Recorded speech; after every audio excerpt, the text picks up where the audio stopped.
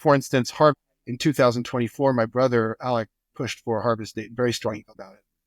And seeing how strongly he felt about it, I was going to let him have his way because there was something there that went beyond. It was not just, I don't want to agree with my brother or that sort of thing. It was just, I believe in what I'm doing. And I've seen something that I think is going to pay off. And you have to trust someone who feels strongly that way. It's hard to describe. That's the rule of thumb. Like in an argument, if somebody has stronger conviction, other person typically yields the argument, right? We're siblings, and when someone has a lot of conviction because they've seen something or they have more information or whatever, and that can be true conviction.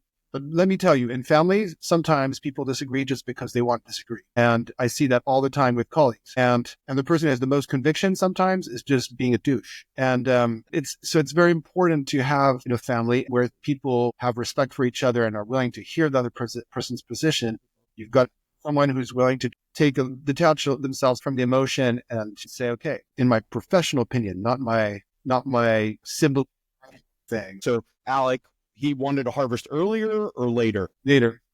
It was a long season, exhausting season, a lot of rain. Ripening was happening very slowly. And he was insistent that we wait a little longer.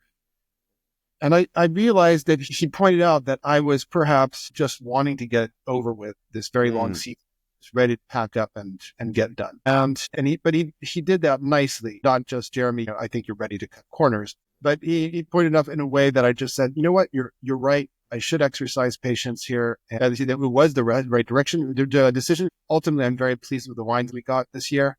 Respect for him for sticking to his guns and pushing me to do uncompromising what turns out to have been the right choice. What a wonderful example of friendly discourse and diplomacy and the art of compromise.